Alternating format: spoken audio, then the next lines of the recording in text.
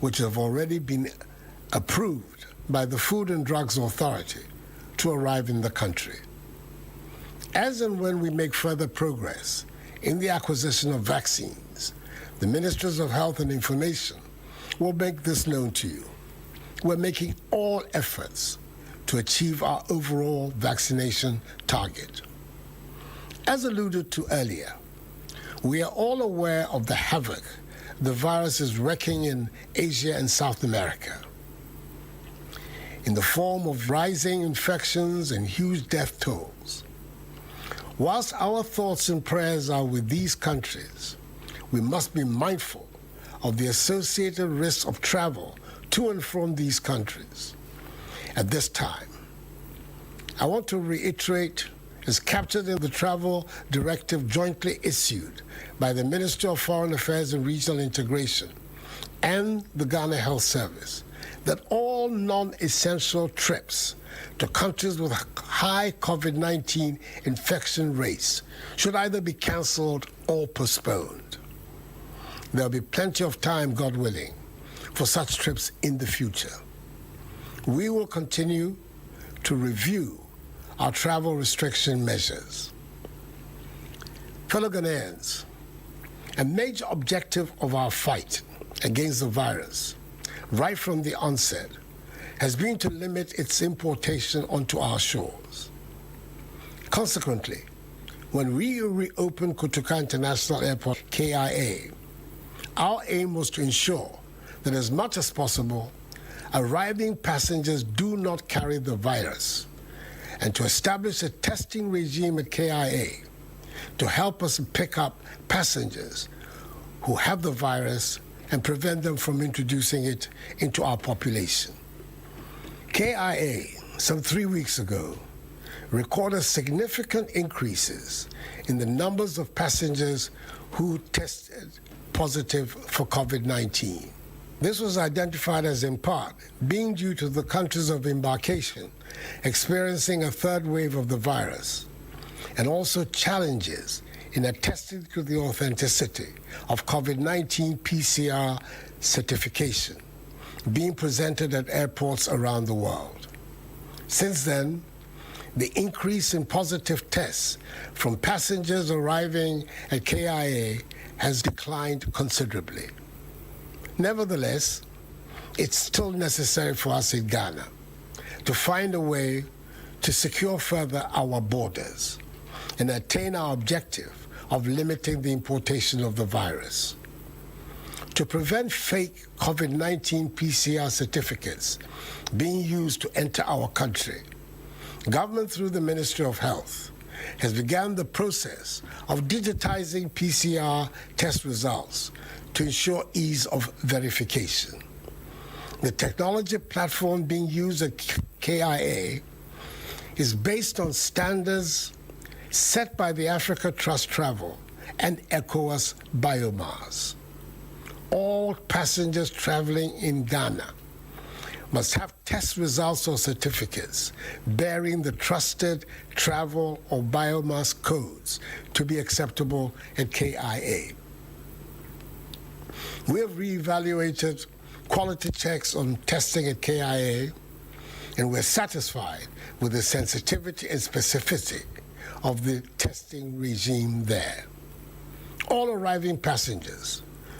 who test positive will follow the laid-down procedure. Those who test negative from designated COVID-19 hotspots and testing negative at KIA may be subjected to a repeat test on the third day of arrival. Our fight against the virus, my fellow Ghanaians, is by no means over. The continuous havoc being experienced by some countries as a result of the virus is a testament to the fact that until all countries have rid themselves of the virus and have achieved herd immunity, none is safe. So let us all continue to adhere to the COVID-19 safety protocols that are now part of our day-to-day activities. We see the rewards for our compliance with the protocols whenever we witness favorable scenarios in our fight against the virus, evidenced in the easing of some of the restrictions. I'm particularly happy that the significant investments we have made in ensuring compliance with the safety protocols have enabled us to open in safety all schools, private and public, at all levels. And I want to thank parents, teachers, and students for making them work. We have also put in place the necessary protocols that have allowed us to return to churches, mosques, workplaces, markets, stadia, and to travel. Our ability, however, to congregate in closed spaces like cinemas, theaters, and nightclubs remains restricted. In a move towards the reopening of cinemas and theaters, government has engaged cinema owners and operators on a set of protocols and guidelines that need to be put in place and implemented by all operators before eventual reopening. In the coming weeks, the Ghana Health Service and the Ghana Tourism Authority will be announcing these protocols and mandatory modalities and work with the operators on a set of directives that will ensure the health and safety of all patrons and staff in all the facilities involved. Fellow Ghanaians, I remain optimistic that we can return our lives to normal if we cooperate and work together. Let the reduced rate of infections not lull us into a false sense of security. Let us continue to adhere to the safety protocols, that is, the enhanced hygiene and mask-wearing protocols. Let us take the vaccine when it gets to our turn, and let us continue to put our faith in Almighty God. There is light at the end of the tunnel. Our goal of 0 active cases is in sight if we remain vigilant and steadfast. Enuanom, every now what you are bay,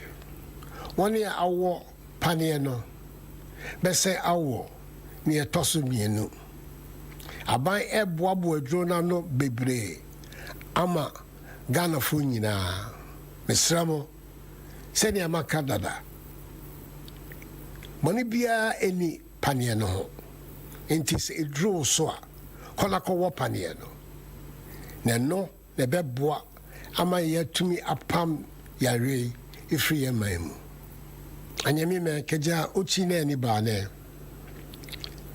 Meni egbo corona chofa basa agbo ekun. Amlalo ebua chofa pi na agana mambi fe. No ewo kesho no ya ni o agbo chofa. No ni ba wawo ni wo hwe hela keje wo manemi. May God bless us all in our homeland Ghana and make her great and strong. I thank you for your attention. Good night, and God bless you all.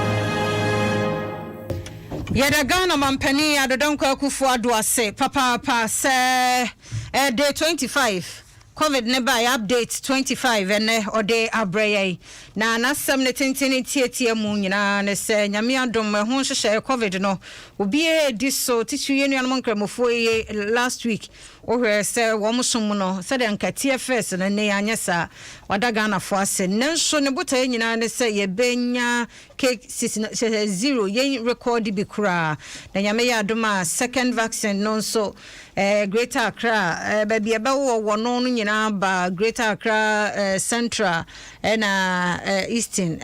regions no or just a second dose what first one no o so betimi awo no enso enhyehyeye no obi ani so na paps no ne ade ne de still ya lock him down na other ones na ya bie no yenhwe na yeni ho nhyehyeye no so nti mampani nkomo ene one yen edi ye no na mabɔ ne tofa Wednesday na je say second vaccine no na ye free ase na ye wo nti wo a wo obi first no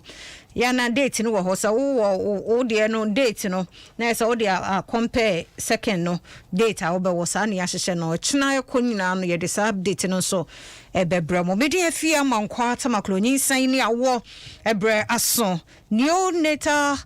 jaundice enkwada nyinya jaundice no ho komo de ba bede ma yentie 16 ne emra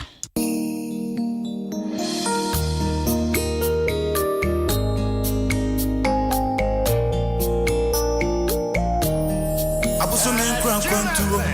emu won sense bebere emu yare emu amane uno ti afia man kwata maklo e Nyinsen Ne Awoɔ pre enu se on kasanwie no na wanya wo na no andro aboso men kwantuo emu won sense bebere emu yare emu amane uno ti afia man kwata maklo Nyinsen Ne Awoɔ pre enu se on kasanye no na wanya wo na no enti kwase danyo mrebia radio no na Adom Nyinsen Ne Awoɔ pre apono mwachino radio no na Adom Nyinsen Ne Awoɔ pre 106.3 radio no na Adom Nyinsen Ne Awoɔ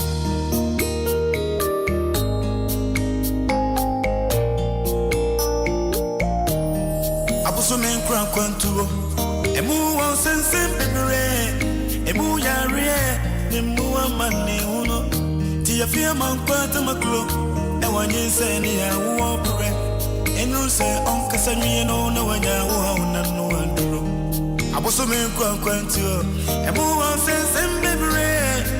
emu yare emu amane uno ti afia man kwata maklo Nyinsen Ne Awoɔ pre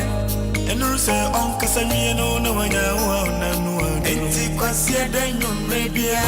radio no eno an wakana ma radio no na Adom 106.3 FM Nyinsen Ne Awoɔ bre ena aso on mesro free ha crash and live or Facebook Adom 106.3 enkwada ya wo mo wo behunu na akora no ne ho aye yellow ayo so oba ne yekokko mesro nyo obi na yekokko bia na neonatal jaundice bi ena wa akora no so ntim free ha kora na yebewie no nkono emu no wo hu se wasua de no wo hu sakraye bi wo oba no ho a wa frase to ho anamon asede kwa ma endpoint homeopathic clinic ye do ma se papa yare bi e hawo endpoint se bra na on show wo ye free screening na mama ne mema se bema o prostate na oba infections na how endpoint homeopathic clinic obeboa enyumre me wo Dr. Hilda boy ewa ha oka Pediatric Society of Ghana eho afa JH Health Connect ono no penin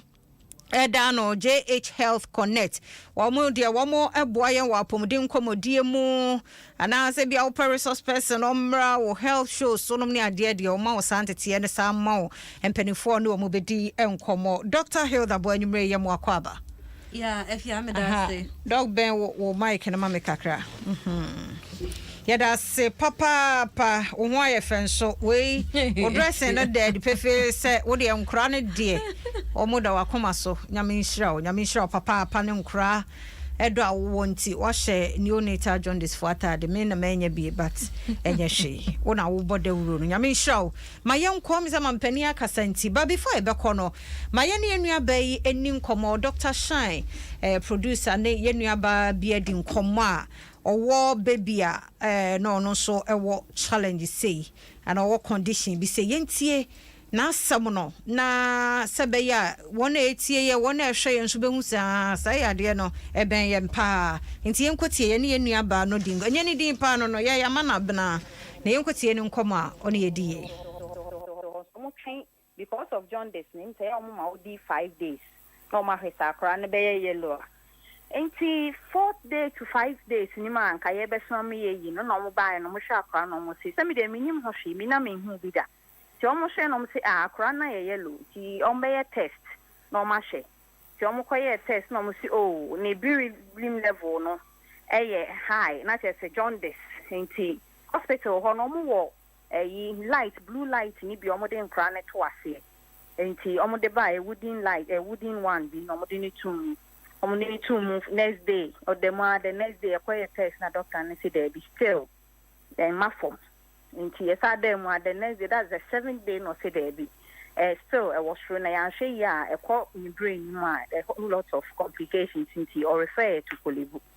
and any jay call Kolebu you do ho emergency and almost share almost examine say John Desinti or my and so I didn't to blue light to be more ho so the more I ever king and ho no mo check here no mo say there be still levels no was show enti doctor ba ko me ba no say omo the firefly bi wo ho equipment your friend firefly phototherapy equipment enti no be them ti se nipa ni free mo a omo fa akra ni ntu anu mo mai enti eni eja wa oni oba tan ama wo foforo ne me na si nyina page ma bre mi nko fie ina de ko pie ho na eni eja minim nye chafe aye ma ye hihie nkra ni bi anye ye ebi mu wu ni ade nti afe na ehu abome ne me ma me pa anya agro bateja ye ti se ho de mpai bo aye de akra itu firefly ni afe ade echi ye doctor ne ba o se a ye da nyame afe levels na start kofo enti ye nhwe the next day ti o sa de mu nyame adom ba the next day no ono se o hwe akra no se utunu se kala na start ba form ti o mo run it na eja nyame adom na afi levels na ba forma they feel say it's okay to me akofi na omuyi e mai kofi intimate experience no nyame adom akra no after you feel one day when ya complications they abuse till now she's fine but 5 days 6 days 7 days after birth no it wasn't an easy experience and like a new mother no na maintain minimum honestly na minimum say afraid be crasa until me nya experience and me say your childhood jaundice bi wo and it wasn't an easy experience at all but nyame adom nyina ye ho yesise it's first time is fans about time bi ana even obi a papa o your grandma o your den o nyame ndi betu obi fo ne say the condition we wo ho and e wo ho pa kra bebre nya enti wo a unse first no ye maame mu ye so wo a ye fa kra empie na ya mo no akose dem ebu ahwe mpo a umie luvers bibi anti but nyame ka che ba time bia ne so wo akra mo wani nko ne ho wo se ne kala no aye yellow kakra anana ni na ye yellow kakra enfa ne so ye mfa no kotu awiem ebi wo ho ana level ne ye high ana mi su mebe hu se side effect na ebi mu kwa nya cerebral palsy ebi mu su timi wu because me okolebu ebi ekun bebre nkra ne bebre ma ye hu enti no wa na wa hweta akra ne kala ne ye yellow say ye yellow a bo modern na fa no ko hospital enfa nhwe dem kra na enfa nkotene awiem because when treating in tema ebetimi amanenya brain damage ebetimi amane sebe or three onsa ana say cerebral palsy and a whole lot of complications enti ye me hu ye no say na minim say bi sene ete no ka ye bibi ye serious but me frame na me hu say there be say this condition enye agro asem it is a life and death issue enti ne meka chi oba tan bia grandma bia ne okunu bia ne say owa ma wani mba fair at least at most 5 days no ma wani ma akra ne so hwe nani wo sa nani kala asesa ne skin no don say mia na ho sa yellow kakra fa no ko hospital nti le bu tan meka say ebu mu nye yie no yenye ko ye na nipa wo ho pa nti mekra na meka say mi do wa me say ankra ni bebre de da life ase and I'm who say oh into condition which as I say common sa into a jahian de ni etitim yeti emergency one ni etete ti yetimu maami bia me hu ye say ni de na anye ye emi say odi akra ni fie cheye enti tamodin akra ni duru ho no na aye too late ana ebi mo so de no say ko shuru bebre a wan fa mantema wo ye lucky akra na ko so be o mo ye blood transfusion enti me ko e kwa me hu say nkra ni bi wo ho a me di mani ko hu say doctors ni bi omo yi old blood no efi ni mojam ni veins ni no mo di new blood atum nti say blood bilirubin ni very high sa no mo ye just say yes san akra ni moja because adults do nti omo yi moja dada no na omo de foforo ma akora no eno any experience ni bia me in fact me hu ne sa no me yem hye me pa na hu say say anya condition ketwa na me ba ni wo enti eno no ma me bi so twenche say ne me ko no so ba ye na ni say de bi edru na ye too late nti akora na survive.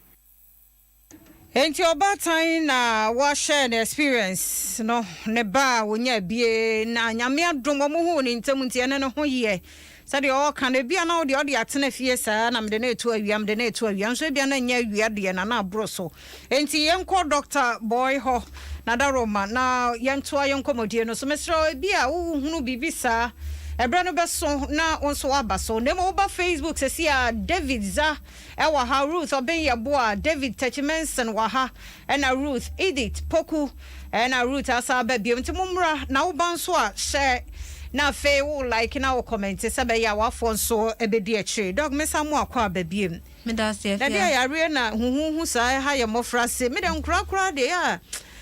me tese bibi ha o mo ha me because o mo do mo nya hwe neonatal jaundice no yebeka say ye chemu mienu na ya chirasi ama ntiase aba na ye ka say neonatal na ye ka say abofra a onya 28 days onu no ye neonate ana newborn no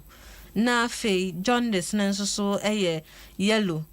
na ye hu no intino na nifita na ewo na nikoshia no no obehu say no aye yellow na uwe ni a odi hu a obehu so say ne hunam nani no aye yellow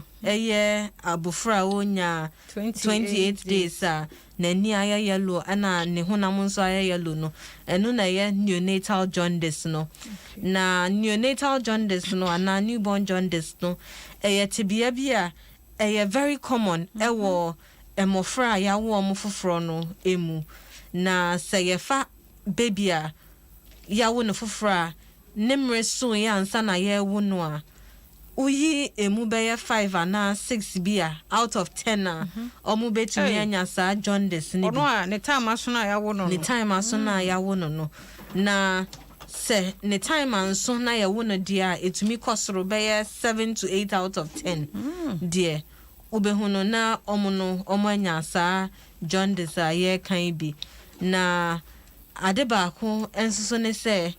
esanze ebimu nim no omu enhwe se akola no etisen ya na etisen se nia na we maame no eka no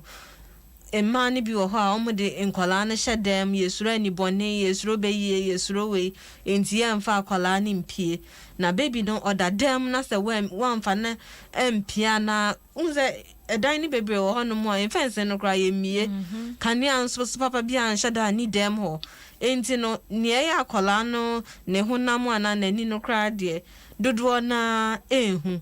enti no obehu no na bia na akwa akire omutwen akosi se bia na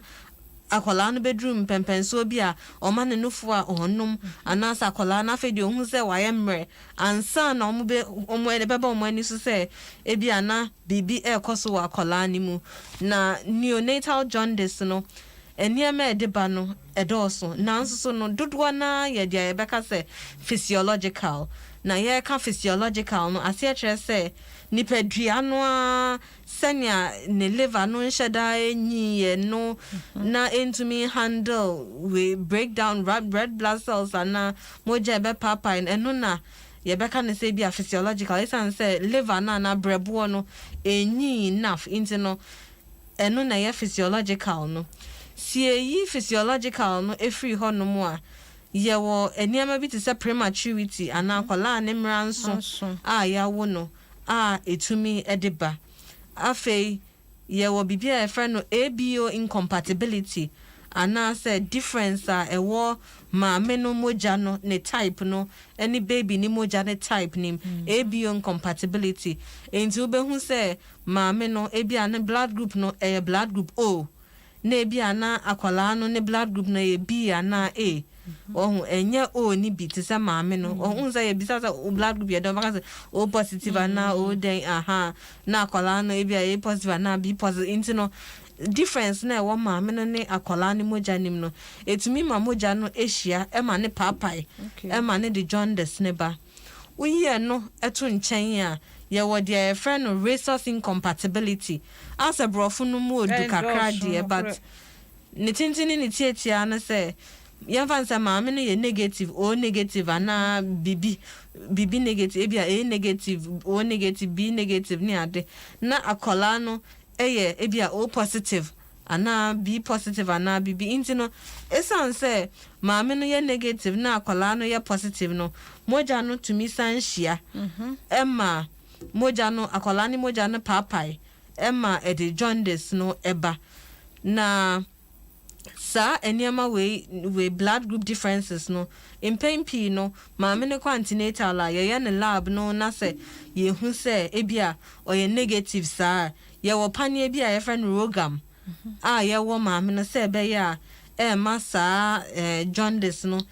ba ma no nya din sa because sa ade no kra to me ma babies ni bi ewu wo ye funu nim nti ya ade a ye ma ye ni konkopa se ye nia yaka prematurity yaka physiological no yaka prematurity yaka blood differences maame no ne baby no moja no difference ewo mu a etumi ma moja no hia afa ye obibi nso a friend G6PD deficiency na sa G6PD enzyme no ade bi a ema moja no as a moja cells no red blood cells na ewo moja nim no enya ahoɔden na ema no mpapa ntem na se nipa no ni saa G6 like enzyme no ne de no wo form a ema moja no papa ntem emofra omo ba jaundice no omo ye ha ebia wasro ana bibina ya na G6PD no so ya ade a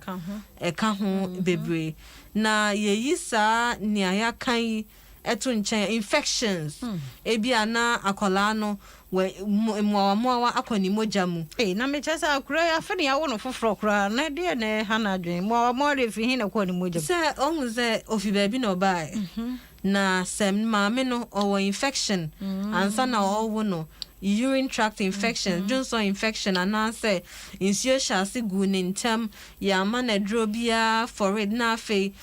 mo no to me start fro na se ho no ko akola ne hu mpo ansa na akola ne beba enti no obasa na otuminya infections ni bi afin so baby a ye be wo no ho na bi a handling no se ya horo yen sansa ne wo se horo yen san ehwe na otuminya infection nso so bi enti no baby so more infection no omutuminya sa neonatal jaundice bi na ya another type ni amabobo yi na no impempi no jaundice type a edebeba no type a etumi ko adwene ho ekoko ha adwene no ana cause brain damage no sa type ni bi na ya another kind of jaundice na eno no esai liver no ana esai brebo no inti na eno nso no te say bibi efan biliary atresia ani ade ni nyina mo nso wo ho but me mpese meka no bebre na amanfo aye confused na nia ema eno ne ho hia ne say jaundice no ni nyina anya baako won say de de ba no se ne amaka no edoso bebre na ye ba no ni hwemu say ya won say akola no maame no de na ba ebia ya ha no hu say akola no owo jaundice no ye be ha akola no se ne ho te sen ye be ha ne junso no kala ye den tuntum ana say fita na ye yellow at the same even ansampo na ye bedru ha no because ma tete say ebi mo ho a enye ho na ye nue ne ka say de me say ho na no a doctor fo hu ba ebi no mo mbe kofie and the moment abedru fie ne de wadwen bia maso se bia akura ya nya jaundice o de onim say because ya tese wo foforo akura na color different ye no de ne beto awia am pese me hu se ya nyemo a ya ye hu se okay akura we ye be wo na bia condition obe nya jaundice na bia ye check ye examine body no hwe ye hunu sa den se be ya nka ne hospital ho a wo ya na ye de na ahye ho danse ede no bɛkɔ na akɔyɛ kɛse a ewuo bi bɛbɛm nea ebetumi aboa yɛn on courses na me mention yɛn no nneɛma no bi wɔ hɔ ebetumi aboa yɛn sɛ ɔpemfoɔ no yɛmfa ne sɛ ne blood group no sɛnea meka yɛ na bi ana ɔno no yɛ blood group O ebi ani kunu deɛ yɛ A ana B ana B difference ana unim sɛ ɔwo a ebetumi aba ne sɛ akwalaa no bɛyɛ A na B ni bi nti saa difference no high alert wɔn sɛ akwalaa no betumi anya saa jaundice ne bi yɛ wo na afei mother no blood group no sɛ yɛ what's the name negative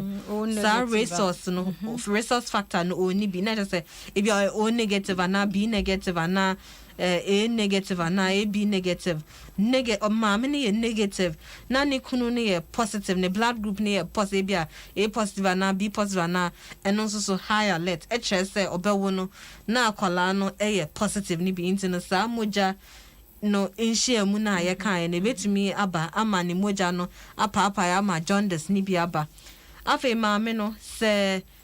nsuo egu no ntem na ba onim sɛ akwalaa no obetumi anya infection sɛ ya ma na duro ne ne ɛbɛbɔ maame ne ho ban every infection ho a obetumi anya infection saa no nso akwalaa no ebetumi anya saa infection ne bi akwalaa yebehu sɛ bi a maame no ne time no enya nso ye na akwalaa ne ba saa no onim sɛ akwalaa no bɛba no high chance say akwalaa no ebenya saa jaundice ne bi ɛwɔ hɔ no so ba mama say musa we say ebe take how many hours and a minute and a days na bu say we jaundice and asa akra no anya jaundice ne bi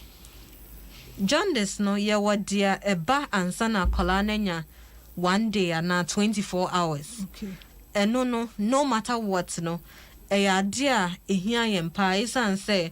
ne course no say wa nhwe na wansi ano a ebetumi akonanim ntemtem aha akwalaa no nti eno no ye frɛ no pathological jaundice ye ndi ho agrokwa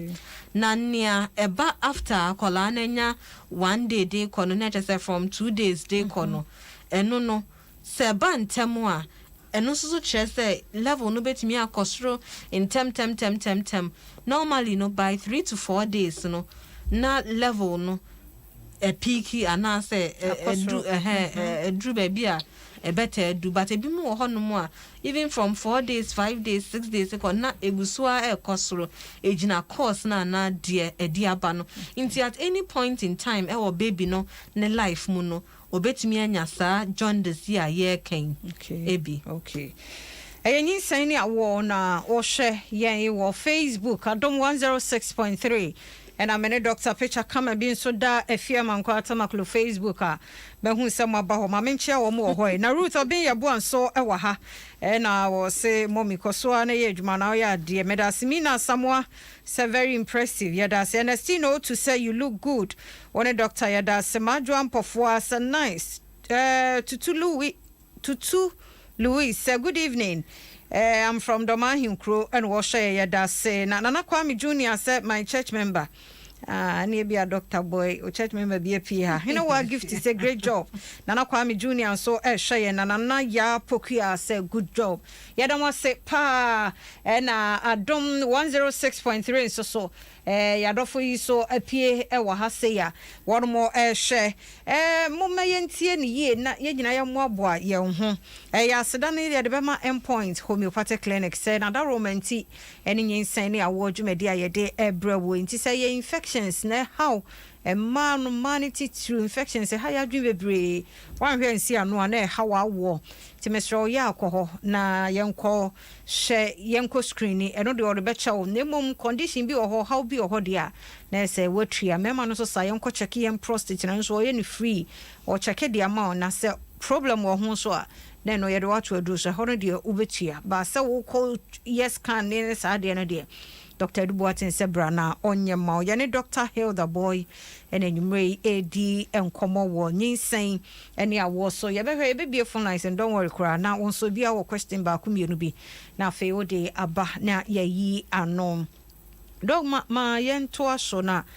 Minim a serious pa sa neonatal jaundice na a serious Ghana ha. Yes, it is serious because yarea yetumi sia no. Impempi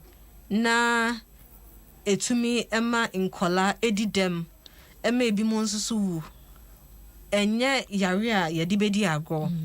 Inti yarea serious na. Amata record bi. Yeah, ta record bi. Say in department say baby a ye me adwuma kolebu. De bia inkola no bebre beba with jaundice na omo ebeba no so no ebi wo ho no mo a na omo amantem ohun na chese omo abade but omo aba late Na no sa no minim say bia neonatal no ase awo no na eba ebi etumi ebi dia amantem jese omudu say ana say ebedu age bay na omo follow within sa neonatal jaundice. Okay, so jaundice no onipa akwala bia betumi anya jaundice opanimu kra tumi anya jaundice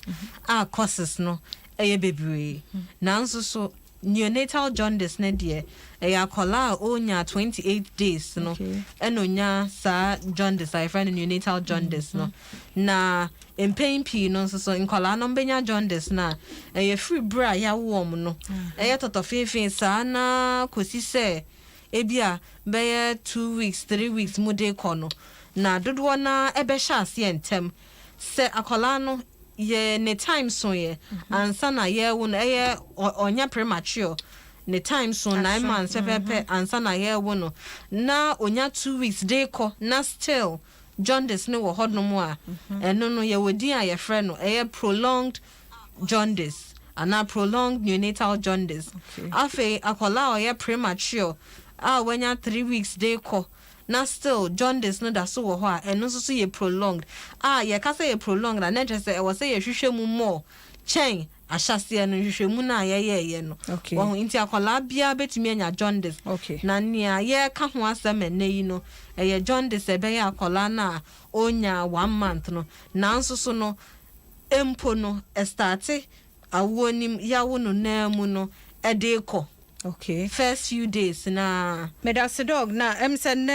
fellow Ghanaians intino your time no be call but mamimra Adom Facebook na yenuaba emefa adepase good evening watching you live from Amahia. Is there anything like breast milk jaundice? Because I'm a sickle cell patient and with my last child he has yellowish eyes for a week. And all checks proved he was fine. And I hear the doctor say it's breast milk jaundice. Dog pacho che mu hono kakra. Okay. Yeah, what dear your friend breast milk jaundice, and I dear friend breastfeeding jaundice. Aye. Na member some kind pee, but breastfeeding jaundice. Who say ya wa kolani muna no. Ebi mu wo hono mo baka say no for nimba. Then the internet on fa no for no enshada emma kolani. Ala ko si emba. Enti no nesa no akola no tumi dehydrated kakra na ma jaundice kakra no won aye pronounce enti na no ne friend breastfeeding jaundice no na breast milk na nkasa nso no bibi wo mu a etumi ma nkola nya jaundice but enye obi a na enye ade a uhu akola wanya jaundice a wo beka say breast milk na there be bibi a friend diagnosis of exclusion. Inti no ye nyasa diagnosis no basa breast milk de ye man kola inti ye kan for breast milk ne man kola abribia. Samuel do say good evening, I'm watching you from Oyibi. This is nice program yada say Papa Ruth obey your boy habim keep it up mom, I love you so much yada say ama edu ej thanks to Mr. President yada say George Nyako say okay ne dia nfa we huna Abigail Munku. Sir, please, after how many months will jaundice get rid of newborn after phototherapy? After how many months will jaundice get rid of newborn after phototherapy? Okay.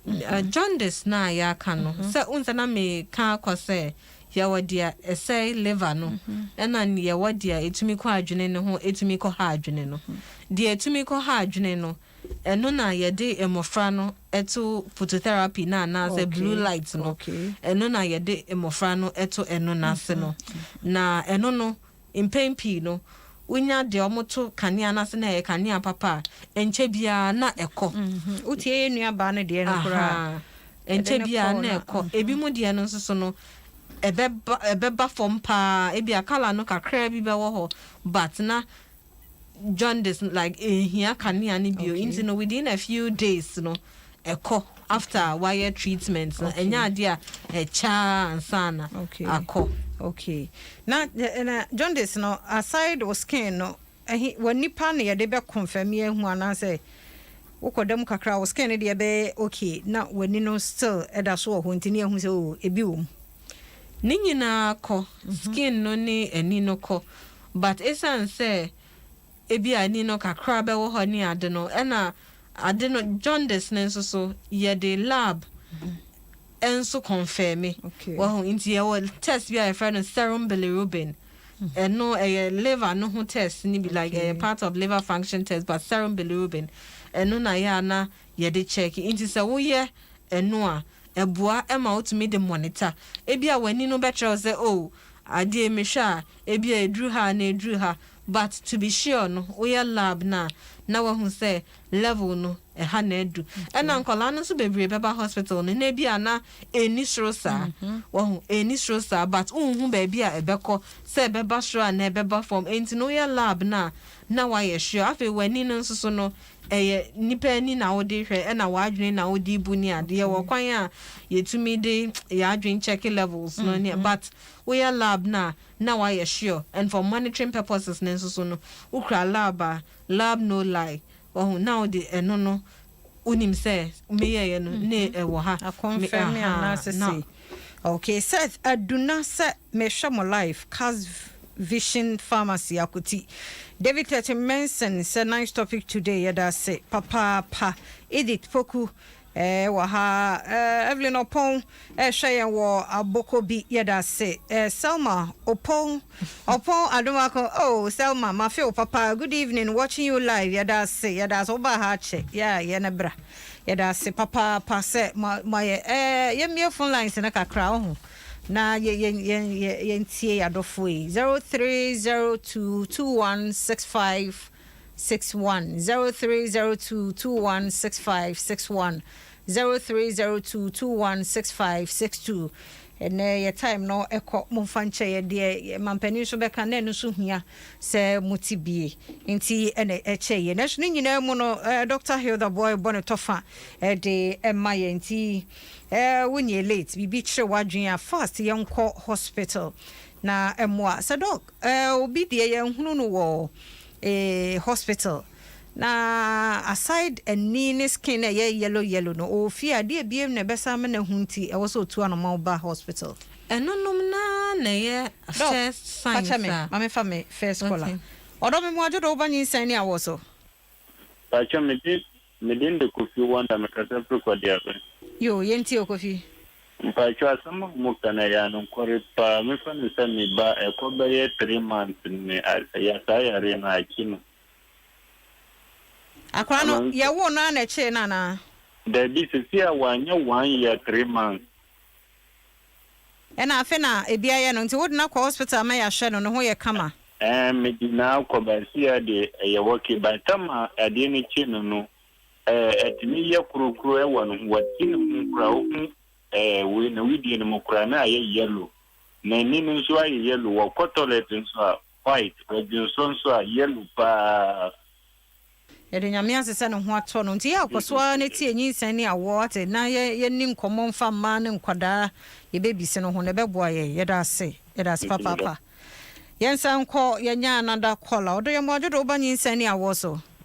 Pastor, good evening. Ya jo so ma me na free he Pastor, me frefe budumbra pato yenti o Pastor, me we ba na me mo ye negative na omo ho na ntem because me love first love na omo ma me o positive ntem me wo ye we omo ye me na nsa na omo hu ye ba na omo se me wo fan en ba me ntimi a wo timi bisa se betimi enya so san so di wakola no so na nti akora na nya sai achakola no 10 months okay ba se si abibia anya no yo okay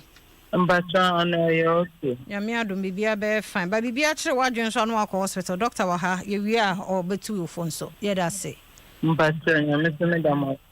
Enti ofofro nso wo so odo me mo adwo do ba Nyinsen Ne Awoɔ so.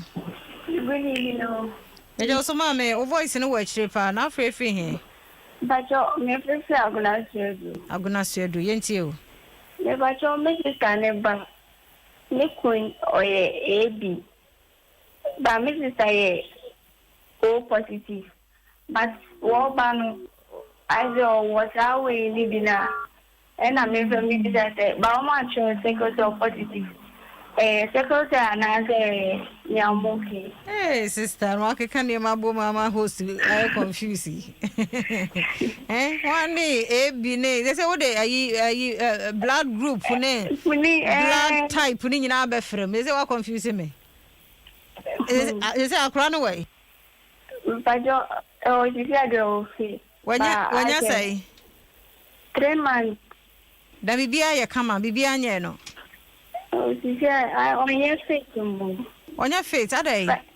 Friday I no mo the study on hospital. No mo se den na ye no. Me bom de man kon tembo but ne result ne na mama be hu na be. Mr. Odie, my sister na nkomu ye na nyame yadoma next week you know won shada maye detail ni ye. We no want a third party nti won shada ni asem ni mu ayisa. Nti esa ye nya no ye bia but kwasi ada bia no ya mafidie yi na ha. So nse Adom FM ne Adom TV de wazo ye. Ti ya ma ne na ha na ti nkomo. Se de be ye de behwa akora no why. Ye da se so free. 0302216561 0302216562 offer from so odo me mojo do ba Nyinsen Ne Awoɔ so me mojo me jo so ma me na free he me pa to me free come to 25 ta che enti o me pa to me wo ye ana me wo ye na me ba no 2 days time na me hu se na ni aye yellow ana mo refer me to me wo kuma thing o mo refer me to confirm no chiri de na true light him. But I call in speak. I can't, and I'm in a hospital. I almost a day in a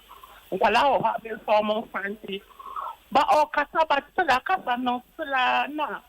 After this, you are no way to be fair. She said, when you say, if I told you 9 years. Hey, oh, no, no, you didn't call hospital. No, what's now 9 years.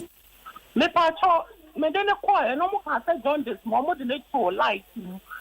after that no you know not speak name ma so mo refer me to speech therapy but no kata no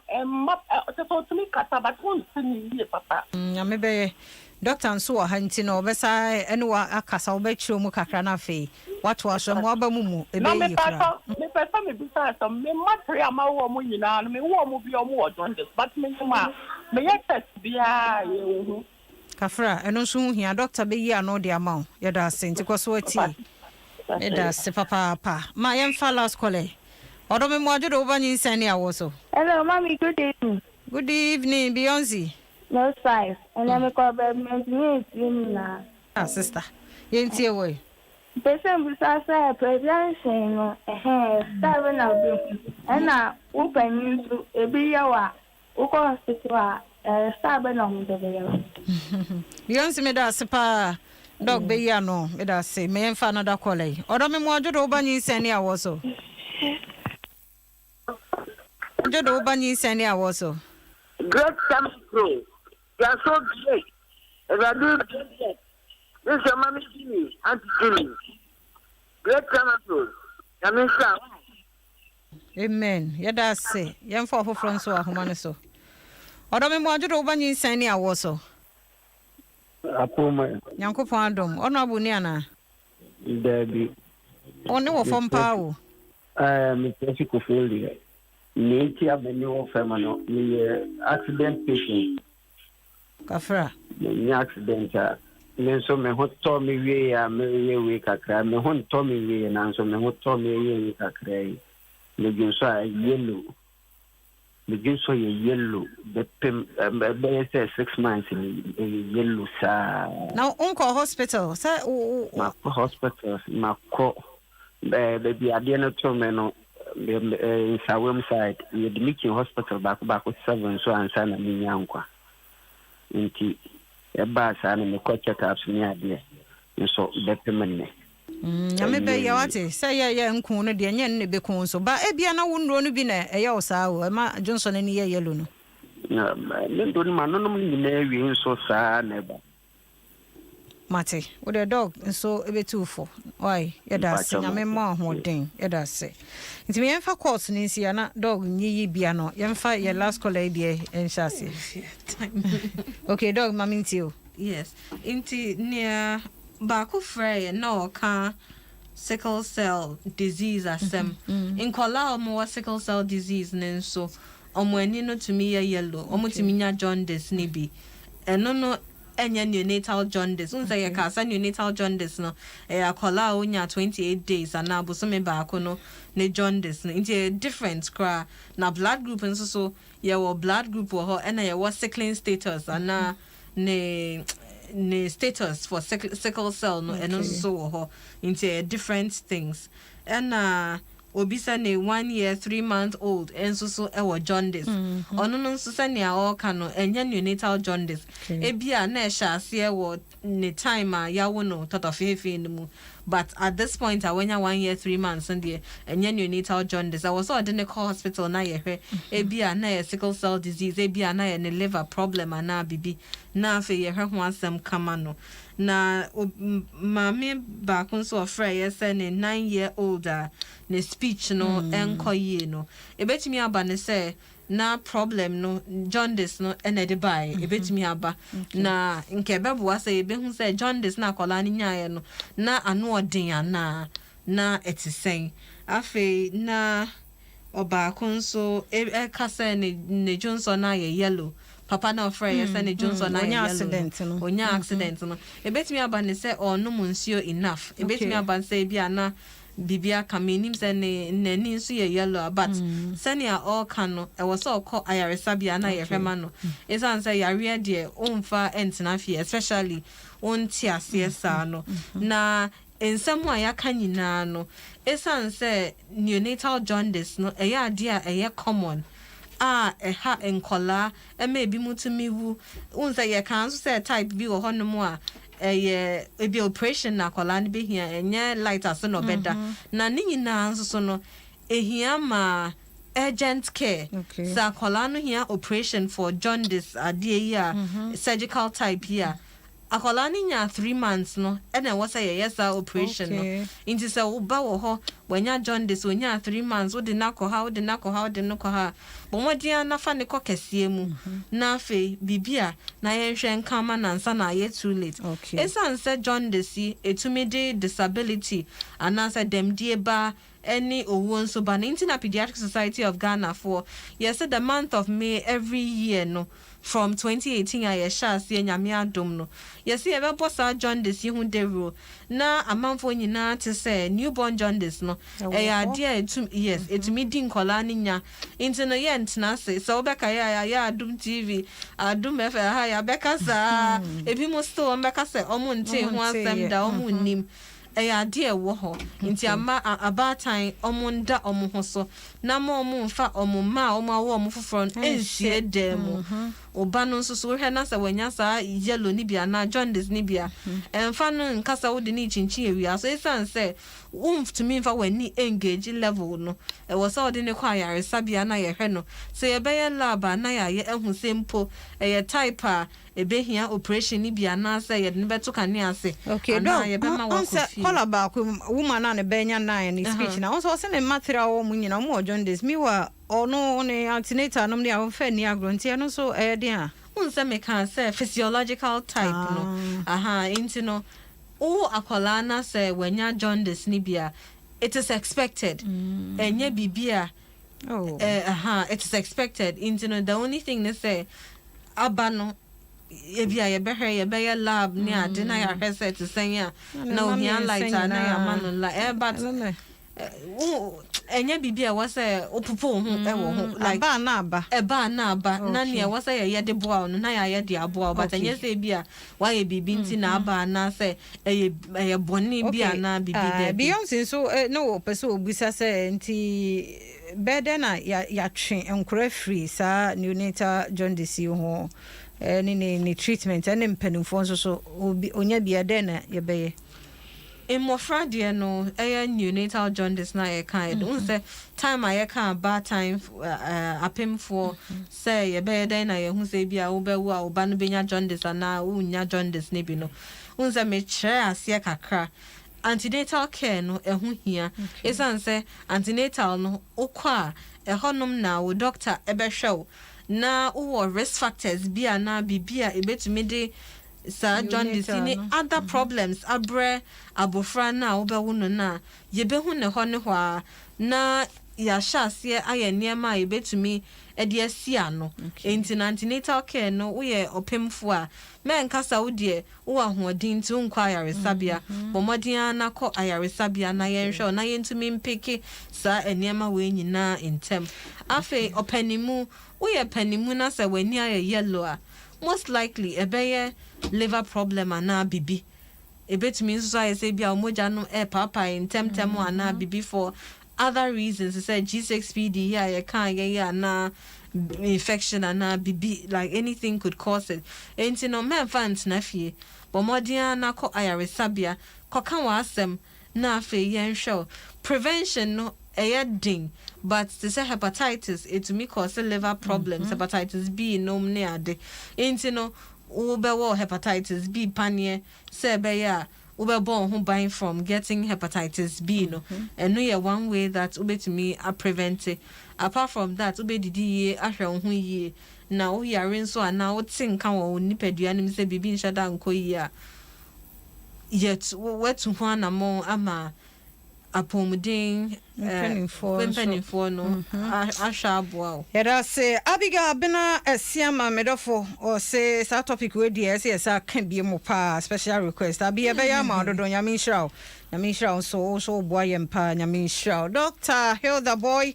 na nyumre wa boy ni edi enkomo nti no se wo pe apomudin hu nkomodie binom ne ade resource person e bi asori omumra no mu medi nkomo ana wanso here before program dia na ne JH Health Connect that's what from 0543 420439 0543-420439 Endpoint Homeopathic Clinic Sebra na yen show infections ya no so didima no or the akoma enkra no jaundice akra ye wo na ba wiase foforo timistra man de infection rate ne de high na do meboa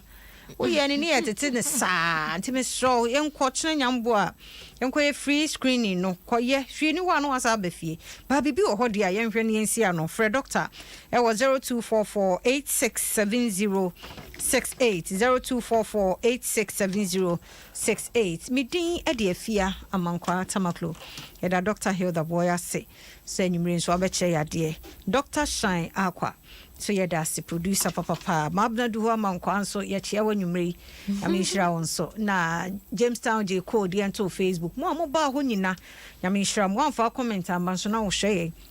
nyame nhyiramo nhyiramo de pache ye ne nkwa wo yemu nso a wonim de Adom FM TV yetumi ye monkoso mo afidie ne na ha ye wazo ye ene ye tofo nso ti mo afidie no nkoso na ha ye ko. Do you want that special rice? Special rice. Do you want that special rice? Food love is special rice.